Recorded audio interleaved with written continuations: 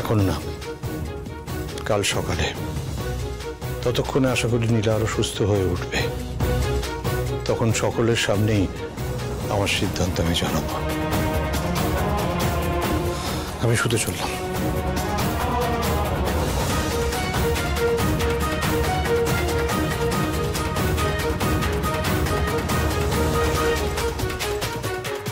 এমন কি সিদ্ধান্ত যা জানার জন্য কাল সকাল অবধি অপেক্ষা করতে হবে? ঠাকুর, তুমি দেখো আর যেন নতুন করে কোনো অশান্তি না হয়।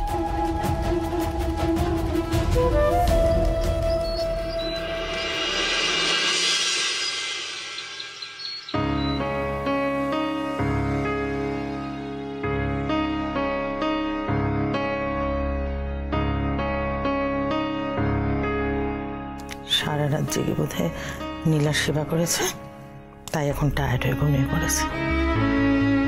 খুব ভালো থাকতো ওরা দুজনে।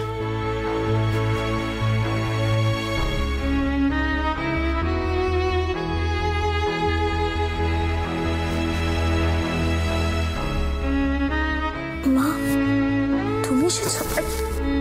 একদম পাকামি করবি না, চুপচাপ শুয়ে থাক। কালকে কত জ্বর উঠেছিল জানিস? কি উনি এখানে? কালকে বোধহয় সারা রাত জেগেছিল, তাই এখন ঘুমিয়ে পড়েছে। সারা রাত উনি আমার জন্য জেগেছিলেন? মা, তুমি এখানে? নীলা ঠিক আছে? আমি ঠিক আছে। যাক। দীপু, বলছি তুই তো কালকে সারা রাত জেগেছিলি মনে হচ্ছে। তুই এখন একটু ঘুমিয়ে নে, নাহলে তোর শরীরটা খারাপ হবে। না আমি ঠিক আছি, আমি ঠিক আছি। ঘুমিয়ে নিন না আপনি একটু। আমি বললাম তো আমি ঠিক আছি, আমার কিচ্ছু হবে না। তাহলে ঘুমোবি না তো? ঠিক আছে, আমি বরঞ্চ সন্ধ্যাকে দিয়ে 2 কাপ চা করে তোদের দুজনের জন্য পাঠিয়ে দিচ্ছি। কেমন? খেয়ে নিস, চা খেলে তোরও একটু ভালো লাগবে। যাই। হ্যাঁ,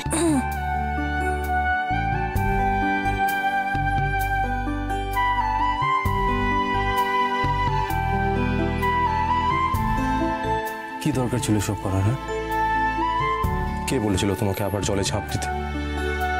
এই শরীর নিয়ে কেউ এমন কাজ করে? ডক্টর কত রেগে গেছিল তুমি জানো? আরে নিউমোনিয়া হয়ে যেতে পারতো তোমার।